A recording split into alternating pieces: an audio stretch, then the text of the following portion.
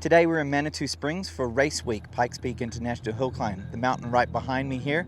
It's a week-long activities, 4 mornings from 5:30 in the morning practice to 8:30, 9 o'clock, running different sections of the mountain, getting ready for race day Sunday. The uniqueness of the event is that it is all paved. We had that last year, but it really got international recognition. And it's kind of established itself kind of like one of those one-off events that you have throughout the world. You have the Indy 500, you have the Nürburgring, and you have Le Mans. And Pikes Peak, now that it is paved, is kind of being slated up there as one of those big one-a-year challenges that the manufacturers and the drivers are looking to establish and conquer. Last year we came to Pikes Peak to run the Time Attack division and basically a modified production Hyundai Genesis Coupe, focusing on a class win but actually setting the overall hill climb record, the first time a production car has won overall since 1916. But this year we're back into the Unlimited division, taking the best of the Genesis Coupe production car, the heart of the car, the V6 Lambda engine, and put it into a tubular frame, carbon clad body, the PM580T Genesis Coupe. For this year, for the team, we have 2 goals. I'm running Paul Dollenbach, a great competitor and friend, in last year's Time Attack division car in the Genesis Coupe, aiming to break another record there. For me, I'm jumping into the Unlimited division. Focus there is to defend the overall title.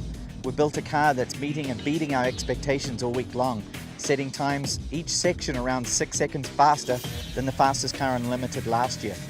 So our overall time, we may be dipping into the 8s.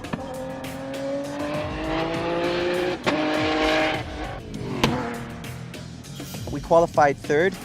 Not our best run. We only got 1 run in the day of the 2 runs that everyone got.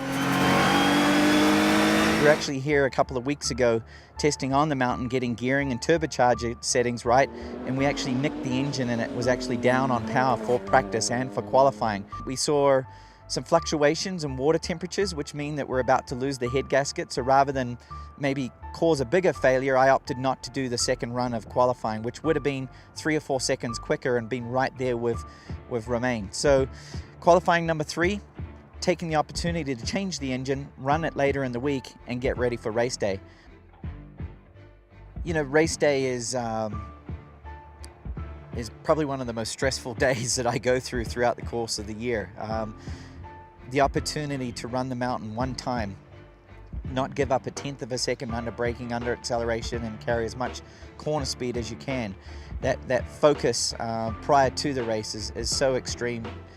You know, I still get nervous like it was really my first race that I ever did many years ago. But you're constantly monitoring the course, the weather conditions, and what's happening in this environment up at that altitude on Pikes Peak. In a minute, you know, you can have a thunderstorm develop, and a minute later you can have rain, snow, hail, temperatures drop some 50 degrees. So it's really important to be watching what the weather conditions are doing and pay attention to the radio so you can hear what the road's doing further up the course.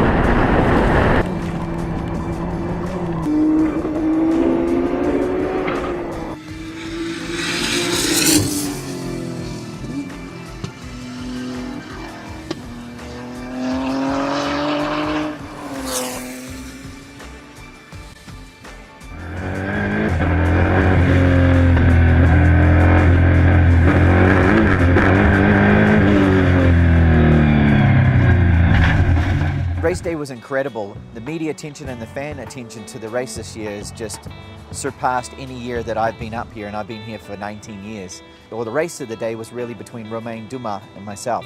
I was watching the mountain, the clouds were rolling in, and kind of starting to chew my nails and freak out a little bit. But the weather held, we got underway. We left the line confident, pushing harder than we had in practice, running 6 seconds to the halfway point quicker than we had in qualifying. And I knew there was more to be gained on top. Basically, the bogey time we had set for ourselves was around a 9-minute 10-second. I know I could have dipped into the 8s, but it was really about bringing the car home. With a time of 9:02, it's a personal best and the second fastest time since 1916. This has been one of my most memorable years running up here, to have 2 cars entered into the event, to have Hall break the record in the time attack division, breaking the record every time it runs here, and for our own efforts to come back in unlimited and exceed our goals and set a remarkably quick time and have both cars have no issues the entire race day. You know, that's an achievement in itself. So proud of my team as I am. Thankful for the sponsorship support that we get.